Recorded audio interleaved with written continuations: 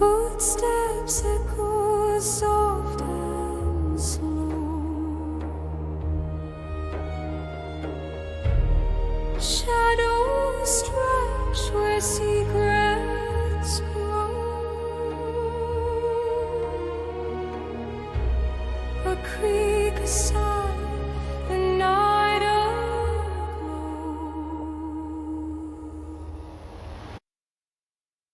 Hello, and welcome to the very first episode of Mysteries of Spain.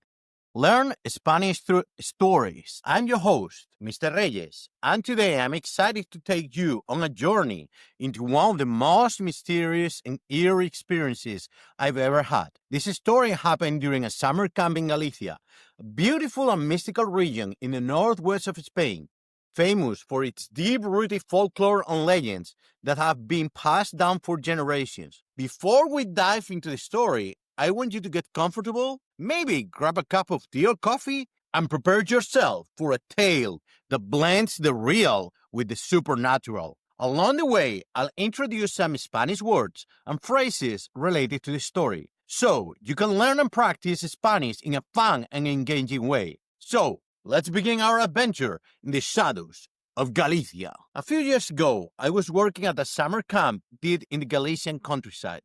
The camp was nestled in a valley surrounded by ancient oak and chestnut forests, the kind of place where mist clings to the ground even in summer, and locals still speak in hustle tones about things that walk in the night. It was late July, and the days were long and humid.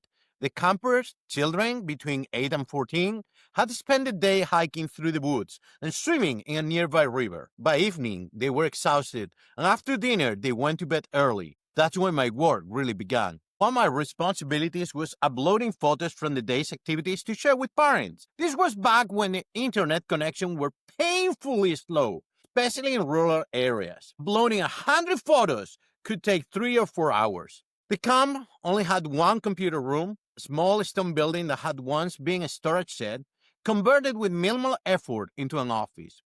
It had thick walls, a single window with wooden shutters, and a door that creaked on rusty hinges. I grabbed my camera, headed across the dark courtyard, and unlocked the computer room around 11 at night. The building felt isolated, separated from the main dormitories by about 50 meters of gravel path. As I settled into the old wooden chair and connected the camera to the computer, I could hear the wind picking up outside, rustling through the trees with an almost whisper quality. The room was dimly lighted by a single overhead bulb and the bluish glow of the ancient monitor. I started the upload process and leaned back, preparing for a long wait. That's when the temperature seemed to drop. It was subtle at first, just a slight chill that made me pull my jacket tighter. But within minutes, the room felt distantly cold, as if I had opened a freezer door. Out of the corner of my eye, a clock movement, not the flicker of the computer screen or a shadow cast by the swaying light bulb. This was different, deliberate. I turned my head slowly, and there it was, standing near the far corner of the room, by an old wooden filing cabinet and a drawer unit, was a figure. It was tall, perhaps 6 feet or more, and wore what looked like a long, dark cloak or cape that reached to the floor. The hood was pulled up, completely concealing where a head and face should be. But that wasn't the strangest part. Strangest part was that under the hood, there was nothing. No face, no features, just an empty void of blackness, deeper than the shadows around it. The figure stood completely still, yet I had the overwhelming sense that it was looking at me, watching me. The air around it seemed to shimmer slightly, like heat rising from pavement, but cold instead of warm. My heart hammered in my chest. My rational mind tried to explain it away. Cold hung on a hook, a trick of the dim light, exhaustion playing tricks on my eyes. But I knew what I was seeing. This was something else. Then, as I watched frozen in my chair, the figure moved. It didn't walk. It glided smoothly and silently toward the drawer beneath the filing cabinet. Its movements were unnaturally fluid, as if it floated rather than stepped. The hood turned slightly, and I felt certain it was examining the drawer intently. Then, suddenly, and without warning, it turned toward the window. In one swift, impossible motion, it seemed to compress and slip through the wooden shutters, which were closed, and disappeared into the night outside. It didn't open the window, simply passed through. For a long moment, I couldn't move. I sat there, gripping the arms of the chair, breathing heavily, trying to process what I had just witnessed. The room felt warmer immediately, as if the present had taken the cold with it. Slowly, cautiously, I stood up, my legs felt weak. I walked over the window and examined it carefully. The shutters were still latched from the inside. There was no gap, no opening, nothing that could explain what I had seen. Then I looked at the drawer. It was an all-wooden unit with 3 drawers, the kind you might find in a school office. The bottom drawer, the one the figure had been focused on, had a small brass lock. Curious and more than a little frightened, I tried to open. It was locked. My hands trembling slightly. I searched the room. I found a small key hanging off a nail near the door. I tried in the lock. It fit. I opened the drawer slowly, half expecting something to leap out of me. Inside was something. I couldn't quite make out what it was in the dim light. Papers, maybe some kind of old cloth or fabric, and what looked like a small wooden box. But I was too unsettled to investigate further. The rational part of my brain told me out, secure everything, and get out. I closed the drawer firmly, unlocked it, pocketing the key. Then I moved to the window and, though it was already closed, I made sure it was securely latched. I checked it twice. The upload was still processing, only about 30% complete. I will have to come back. I locked the door to the computer room behind me, testing the handle multiple times to ensure it was secure. Then hurried across the courtyard to the main building, where a staff meeting was taking place. I was about 15 minutes late. The meeting lasted just over an hour. We discussed the next day's activities, went over safety protocols, and reviewed which campers needed special attention. Said nothing about what I had seen. How could I? They would think I was crazy, or trying to scare people, or making up stories to avoid work. When the meeting ended around 12:30 a.m., I stilled myself and walked back to the computer room. The courtyard was darker now, the moon hidden behind the clouds. My footsteps on the gravel sounded impossibly loud. I reached the door, still locked. I felt a small sense of release as I turned the key and pushed it open. The relief evaporated instantly.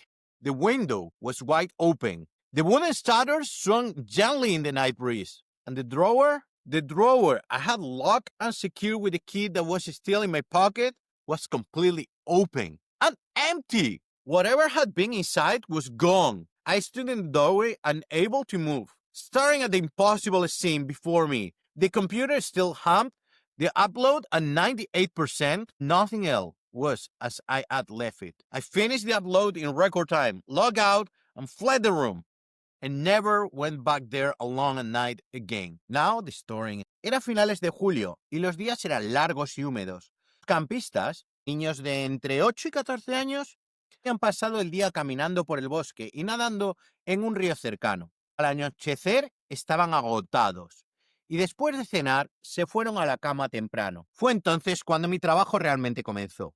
Una de mis responsabilidades era subir fotos de las actividades del día para compartirlas con los padres. Esto fue cuando las conexiones a Internet eran dolorosamente lentas, especialmente en áreas rurales. Subir 100 fotos podía tardar 3 o 4 horas. El campamento solo tenía una sala de informática, un pequeño edificio de piedra que había sido un almacén, convertido con un esfuerzo mínimo en una oficina. Tenía paredes gruesas, una sola ventana con contraventanas de madera y una puerta que crujía en bisagras oxidadas. Agarré mi cámara, crucé el patio oscuro y abrí la sala de informática alrededor de las 11 de la noche. El edificio se sentía aislado. Los dormitorios principales, por unos 50 metros, estaban con un camino de grava. Mientras, yo me senté en la silla de madera y escuchaba el viento afuera, susurrando entre los árboles, con una cualidad casi vocal. La habitación estaba débilmente iluminada por una sola bombilla en el techo y el resplandor azulado del antiguo monitor.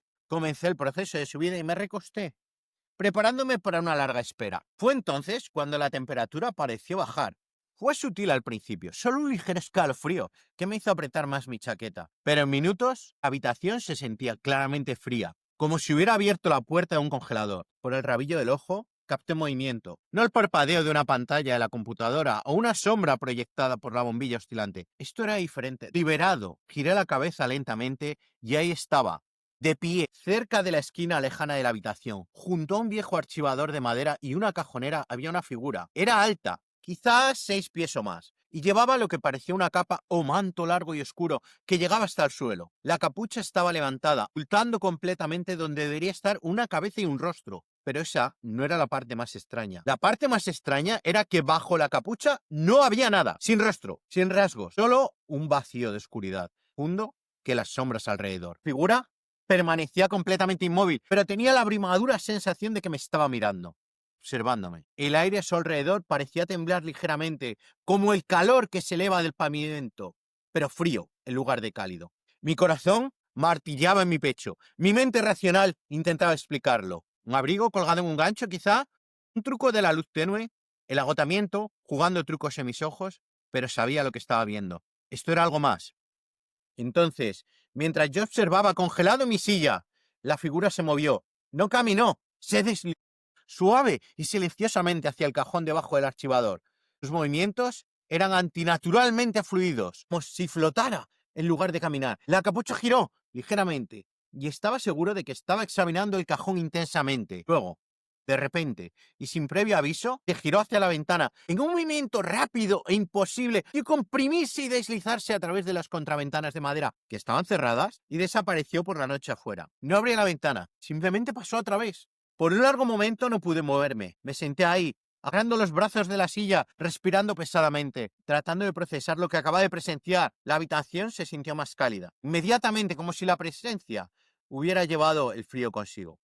Lentamente, cautelosamente, me levanté. Mis piernas se sentían débiles. Caminé hacia la ventana y la examiné cuidadosamente. Las contraventanas todavía estaban cerradas desde adentro. No había brecha, ninguna apertura, nada que pudiera explicar lo que había visto. Luego miré el cajón. Era una vieja cajonera de madera con 3 cajones del tipo que podrías encontrar en una oficina escolar. El cajón inferior, el que la figura había estado mirando, tenía una pequeña cerradura de latón. Curioso, y más que un poco asustado intenté abrirlo.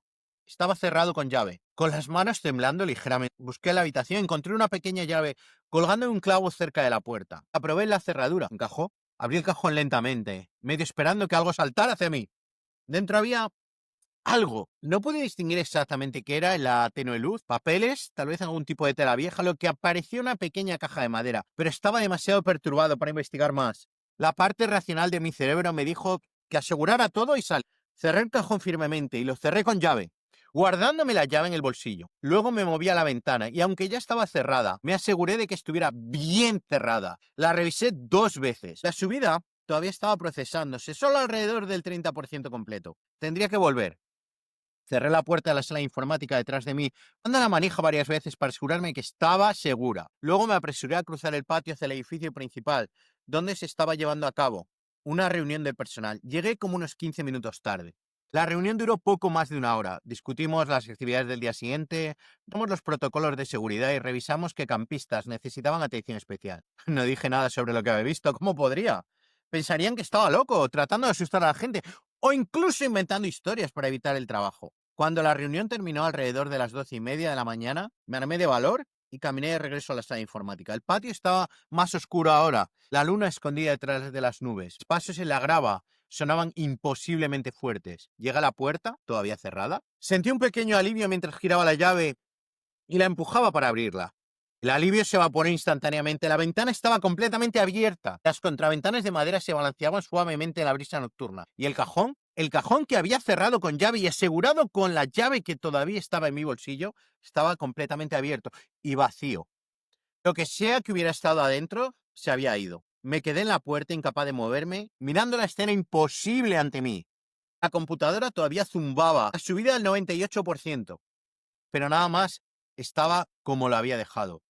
Terminé la subida en tiempo récord. Cerré la sesión y huí de la habitación. Nunca volví allí solo de noche. This experience left me with many questions that haunt me to this day. What was the shadow? Why was it so intensely interested in that specific drawer? What had been inside that was important enough for something from beyond to come and claim it? And perhaps, Most unsettling of all, how did it pass through a locked window and open a locked drawer when the key never left my pocket? Galicia is a land steeped in mystery and ancient folklore. For centuries, the people of this northwestern corner of Spain have told stories of supernatural beings that walk between our world and the other world. After my experience, I spent considerable time researching Galician legends, trying to understand what I might have encountered that night. Let me share with you some of the most fascinating and terrifying creatures from Galician folklore that could explain what I witnessed. La Santa Compaña is perhaps the most famous and feared Galician legend in all of Galicia. The name translates to the Holy Company or the Holy Procession, and it refers to a nighttime procession of spirits of the dead. Picture this: a line of hooded figures draped in dark clothes or shrouds, walking in complete silence through the misty Galician countryside. Each one carries a candle or a torch, creating an eerie line of flickering lights moving through the darkness. But here's what makes La Santa Compaña truly terrifying. These aren't just any ghosts. According to legends, they are souls trapped in purgatory, condemned to wander the earth searching for the living who are about to die. The procession is led by a living person who has been cursed or enchanted to serve as the guide. This unfortunate soul, called the estadea or leader, is forced to carry either a cross, a bell, or a vessel of holy water, must walk at the front of the procession every night, unaware during their walking hours of their nocturnal duty. They grow thin and pale, exhausted without knowing why, rapidly from their nightly burden. The members of La Santa Compaña are completely faceless beneath their hoods. This empty darkness, where a face should be, exactly like what I saw. They glide rather than walk, their feet never quite touching the ground. The air around them grows cold, and they are often preceded by the smell of candle wax, incense, or sometimes the sickly sweet scent of decay. Galician folklore provides strict rules for those who encounter La Santa Compaña. Never, under any circumstance, should you acknowledge them, speak to them, or accept anything they offer you. If you do, you risk becoming the new leader of the procession, cursed to guide them every night until you can pass the burden to another unfortunate soul. If you see them approaching, you should lie face down on the ground and draw a circle around yourself or hide behind a stone cross until they pass. Look directly at them and never ever count how many figures are in the procession, because if you do, you're counting the days until your own death. Some versions of the legend say that La Santa Compaña appears when they are searching for someone, a specific someone whose time to die is approaching. They're drawn to that person's home or to objects that belong to them. Could the drawer have contained something belonging to someone whose death was imminent? Was the hooded figure marking that person? Or perhaps reclaiming something that belonged to the spirit world? El Urco is another deeply rooted Galician legend, though less widely known outside the region. El Urco is described in various ways depending on which part of Galicia you're in, but the most common description is of a shadowy, dark creatures that appear at night near old buildings, caves, or places where treasure is buried. In some villages, El Urco is said to be a massive black dot with glowing red eyes, similar to the British black shark or the spectral hounds found in many European traditions. But in other parts of Galicia, particularly in the more mountainous inland regions, El Urco is described as a hooded figure dressed entirely in black, sometimes with a long cloak that drags on the ground. This version of El Urco is said to be the guardian of hidden treasures, cursed objects, or forgotten secrets. The legends say that El Urco was once a person, perhaps a priest, a wealthy landowner, or even a witch, who hid something valuable before dying and was then cursed to guard it for eternity. The creature cannot rest, cannot move on to the afterlife until whatever it guards is either properly claimed by a rightful owner or is destroyed. Some versions of the tale say that El Urco actively tries to retrieve objects that have been removed from its protection, which would explain why the figure seemed so focused on the drawer and why it returned to empty it even after it had locked everything up. El Urco is associated with feelings of intense cold, exactly what they experienced in that computer room. Witnesses who claim to have seen El Urco describe a temperature drop so severe that their breath becomes visible even in summer. The creature moves silently, can pass through solid objects like walls or doors, and leaves behind a sense of deep uneasy that can last for days or even weeks. According to tradition, encountering a lurk is an omen either of hidden wealth nearby or of impending misfortune. If a lurk appears to you repeatedly, it means you are somehow connected to whatever it guards. Some folktales tell of people who were haunted by a lurk for years until they finally discovered what the creature was protecting and either claimed it properly or gave it a proper burial or blessing. La Estadea, or Estadea in Galician language, is a particularly fascinating figure in Galician witchcraft and folklore. The term estadea literally refers to a unit of measurement used in all Galicia, but in supernatural context, it refers to a specific type of witch or cursed spirit that has power over boundaries, thresholds, and hidden spaces, including locked drawers, sealed rooms, and buried items. La estadea is typically described as a woman dressed entirely in black, wearing a long cloak with a deep hood that casts her face in shadows. Unlike La Santa Compaña, which is a procession of many spirits, La Estadea works alone. She is said to be a ghost of a woman who practiced magic and light, someone who knew the location of hidden objects, buried treasures, secret documents, or concealed scenes. After death, she becomes bound to these secrets and able to rest until they are revealed, or until they are properly protected from those who would misuse them. In some versions of the legend, La Estadea is not malevolent but rather a guardian figure. She appears when someone has stumbled upon something they shouldn't have, or when a hidden object is in danger of being discovered by the wrong person. Her appearance is a warning: leave this alone or face the consequences. What makes La Estadea particularly relevant to my experience is her association with locked containers, chests, drawers, boxes, and sealed rooms. Galician folklore is full of stories about people who found old locked drawers or chests in inherited homes, only to have La Estadea appear to them in dreams or in walking visions, warning them not to open these containers. Those who ignored those warnings often reported strange occurrences, objects moving on their own, locks that wouldn't stay closed, and the sensation of being watched. La Estadea is said to have the power to manipulate physical locks and barriers. She can open what has been closed and close what has been opened. She moves through windows and doors as if they weren't there. Most importantly, she has the ability to reclaim objects that belong to the spirit world, items that were used in magical rituals, objects belonging to the dead that should have been buried with them, or things that were stolen from holy ground. Could the figure I saw have been La Estadea? Was there something in that drawer that belonged to a supernatural world? Something that needed to be taken back before I could discover what it was? The fact that the drawer was emptied but nothing else in the room was disturbed suggests that whoever or whatever took those items knew exactly what it was looking for. The Moros are another crucial part of Galician mythology that I should mention. The Moros, whose name is often translated as Moors, but actually refers to much older pre-Christian civilization, are legendary beings said to live underground in Galicia. They are described as the original inhabitants of the land, a magical race that retreated into the earth when Christianity arrived in the region.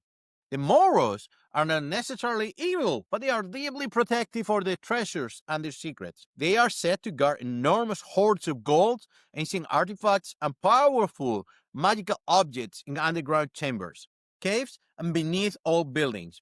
Galician folklore is full of stories about Moros who appear to people, sometimes offering treasures, sometimes warning away from certain places. The Moros are typically described as tall, pale beings who dress in dark hooded robes. They can appear and disappear at will, pass through stone and earth, and manipulate locks and barriers. When they appear to humans, it's usually because something that belongs to them has been disturbed or is about to be discovered.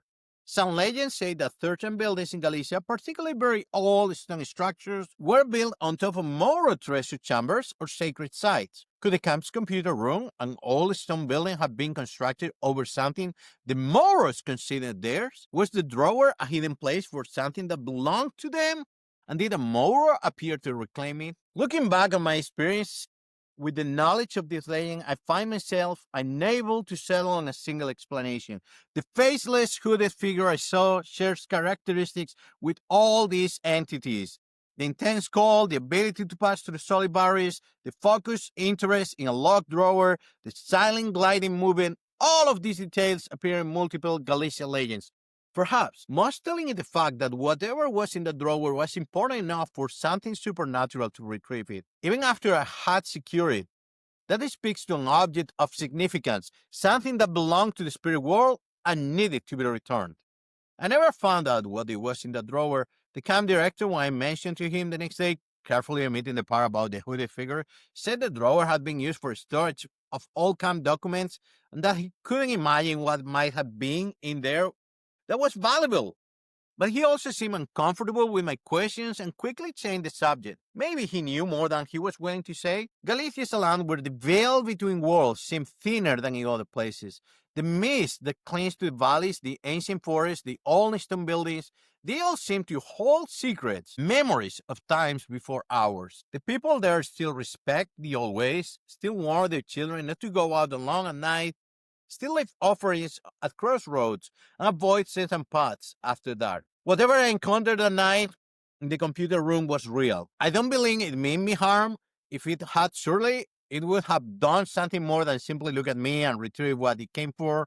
But it was a reminder that there are things in this world that we don't understand, things that operate by rules we've been forgotten or never knew. To this day, I wonder, what was in that drawer? Who did it belong to? Will I ever see that faceless hooded figure again? Now that we explored this mysterious tale together, let's take some time to learn and practice the Spanish vocabulary that appeared through the story. This is your chance to build your Spanish skills while the eerie atmosphere is still fresh in your mind. I'll introduce each word slowly, give you its meaning, and then we'll practice using it in context. Remember, learning a language is like exploring a mystery. Each word is a clue that helps you understand the whole picture. So, let's dive into our vocabulary section. Sombra, shadow. Sombra. This word comes from the Latin sumburbrare, meaning to cast a shadow. In Spanish, we use it not just for physical shadows, but also for anything dark or mysterious. You might hear someone say, una figura en la sombra, a figure in the shadow. Capucha, hood. Capucha, the word for hood, like the kind that covers your head. This comes from the Latin capa. In our story, the figure wore a capucha that concealed its face. You'll often hear this word when it's talking about hooded sweatshirts. Sudadera con capucha. Capa, cloak or cape. Capa, a cloak or cape, a long flowing garment. Interestingly, capa also means layer in Spanish, like layers of an onion or layers of atmosphere. Ghostly figure in our story wore a long, dark capa. Cajón, drawer. Cajón, a drawer like in a desk or filing cabinet. The word literally means big box. It comes from caja, box, with the augmentative suffix on. This is the mysterious cajón that was emptied by the supernatural visitor. Ventana, window. Ventana, window. This beautiful word comes from the Latin ventus, meaning wind, because windows were originally just opening that let the wind through. The figure in our story slipped through the ventana, impossibly. Llave, key. Llave, key. This word also means faucet or wrench in different contexts, because all these objects share the concept of turning or unlocking something. The llave couldn't keep the drawer secure against supernatural forces. Puerta, door. Puerta, door, from the Latin porta, meaning gate or entrance. Through Spanish-speaking cultures, doors have symbolic meaning. They represent transitions between worlds, which is fitting for our ghost story. Let me teach you some more words that appeared in our story, words that will help you describe mysterious or spooky situations. Niebla, fog or mist. Niebla. Galicia is famous for its niebla, thick mist that rolls through the valleys. The darkness of the night, la oscuridad de la noche, the darkness of the night. Frío, cold, cold. As an adjective, el aire estaba frío. The air was cold. As a noun, sentí un frío extraño. I felt a strange coldness. Miedo, fear. Miedo, fear. Tener miedo means to be afraid. Tenía miedo. I was afraid. Cerrado or cerrar, to close or close it. Cerrado, cerrar. The verb cerrar means to close, and cerrado means closed or locked. Abrir, abierto, to open, opened. Abrir, abierto. The verb abrir means to open, and abierto means open. Vacío, empty. Vacío, empty. El cajón estaba vacío. The drawer was empty. Fantasma, ghost. Fantasma, ghost. Through we never quite determined what the figure was, we might call it un fantasma, spiritu, spirit. Spiritu, spirit. It's a supernatural being. Leyenda with Y, legend. Leyenda, legend. Las leyendas de Galicia, the legends of Galicia. Now, let's practice using these words in simple sentences. I'll say each sentence in Spanish, then in English, then in Spanish again. You can repeat after me and you can pause this video or podcast. La sombra estaba cerca de la ventana. The shadow was near the window. La sombra estaba cerca de la ventana. La figura llevaba una capucha oscura. The figure wore a dark hood. La figura llevaba una capucha oscura. Abrí el cajón con la llave. I opened the drawer with the key. Abrí el cajón con la llave. La puerta estaba cerrada con llave. Hacía mucho frío en la habitación. It was very cold in the room. Hacía mucho frío en la habitación. Tenía miedo de la sombra. I was afraid of the shadow. Tenía miedo de la sombra. Now, let's practice some more complex sentences that tell parts of our story. This will help you practice past tense verbs and descriptive language. Past tense practice. Cerré la ventana con cuidado. I closed the window carefully. Cerré la ventana con cuidado. El cajón estaba vacío cuando regresé. The drawer was empty when I returned. El cajón estaba vacío cuando regresé. La puerta estaba cerrada, pero la ventana estaba abierta. The door was closed, but the window was open. La puerta estaba cerrada, pero la ventana estaba abierta. Guardé la llave en mi bolsillo. I kept the key in my pocket. Guardé la llave en mi bolsillo. La sombra se deslizó por la ventana. The shadow slipped through the window. La sombra se deslizó por la ventana. Vi una figura con capucha y capa. I saw a figure with a hood and cloak. Vi una figura con capucha y capa. Now with descriptive sentences. La habitación estaba débilmente iluminada. The room was dimly lit. La habitación estaba débilmente iluminada. El aire se sentía frío y pesado. The air felt cold and heavy. El aire se sentía frío y pesado. La figura no tenía rostro. The figure had no face. Las contraventanas estaban cerradas desde adentro. The shutters were closed from the inside. Las contraventanas estaban cerradas desde adentro. Okay, now some interactive activities you can do. Fill in the blanks. I'll say a sentence in English with a missing word, and you try to say the complete sentence in Spanish. I'll give you a moment to think, then provide the answer, but you can pause it. I close the with a cerré la puerta con llave. The was empty. El cajón estaba vacío. The were a dark carefully. The was in my pocket. Now let's reverse it. I'll say a sentence in Spanish and you translate it into English in your mind. Then I'll provide the translation. The hood covered where the face should be. The shadow moved toward the drawer. I locked the drawer before leaving. La ventana estaba abierta cuando regresé. The window was open when I returned. No había cara que ver bajo la capucha. There was no face to see under the hood. Now let's practice putting all these sentences in order to retell part of the story. I'll give you the sentence out of order in Spanish and you can practice saying them in correct sequence. Practice this in order. Fui a la sala de informática. Vi una sombra con capucha. La sombra se deslizó por la ventana. Cerré el cajón con llave. Fui a la reunión. Cuando regresé, el cajón estaba vacío. Next activity, describe the scene. Using the vocabulary we learned, try to recreate your own scenes describing a mysterious scene. Here are some sentences started to help you.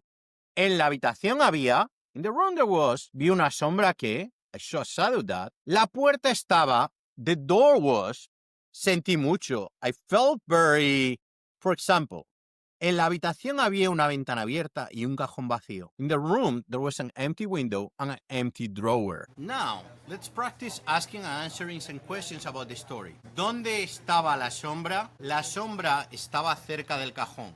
¿Qué llevaba la figura? La figura llevaba una capa y una capucha. ¿Cómo era la habitación? La habitación estaba oscura y fría.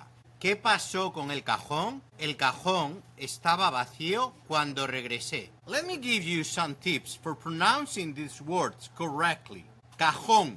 The J in Spanish sounds like the English H in house, but stronger from the back of your throat. Cajón. Llave.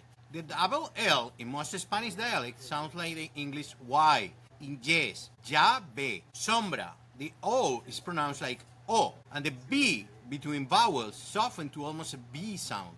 Sombra. Capucha. Remember that CH in Spanish sounds like ch in church. Capucha. Before we finish these sections, I want to share some cultural context in Spanish-speaking cultures, especially in regions like Galicia. Storytelling about supernatural encounters is deeply woven into daily life. The vocabulary we've learned today isn't just for telling ghost stories. These words appear in everyday conversation, literature, and song. When Galicians talk about their legends, they use these exact words. La sombra might refer to the dark figure you see from the corner of your eye. El cajón might be the old drawer in your grandmother's house that no one opens. La llave could be literally the key to family secrets, both literal and metaphorical. Now, to help you remember these words, try to visualize these techniques. Imagine yourself in the computer room in Galicia as you mentally walk through the scene, label everything in Spanish. You approach the puerta, you use la llave to unlock it, you open the ventana to let in air, you see a sombra in the corner. It wears a capucha and capa. It moves toward the cajón. This technique is called the memory palace method. It's excellent for language learning. Now, I challenge you to write your own short mysterious story using at least 5 of the vocabulary words we've learned today. It doesn't have to be long, just 3 or 5 sentences in Spanish. Try to use the past tense like we practice. For example, una noche vi una sombra cerca de mi ventana. La sombra llevaba una capucha negra. Abrí el cajón de mi escritorio, pero estaba vacío. Tenía... Feel free to pause the episode here and spending some time practicing these words and sentences. Repetition is key to language learning, so don't be afraid to go back and listen to this section multiple times. Remember, learning Spanish is a journey, and every word you learn is a step forward into that path. These words from our ghost story will serve you well in many contexts, from reading Spanish literature to having conversation about mysterious experiences with Spanish-speaking friends. Excelente trabajo. You've learned valuable vocabulary today, and you practice using it in context. Keep these words with you as we continue our journey through the mysteries of Spain. Thank you for joining me on this mysterious journey into the night of Galicia. I hope you enjoyed the story and learned some new Spanish words along the way. More than that, I hope this tale has given you a glimpse into the rich tapestry of Spanish folklore and the deep cultural traditions that still thrive in regions like Galicia today.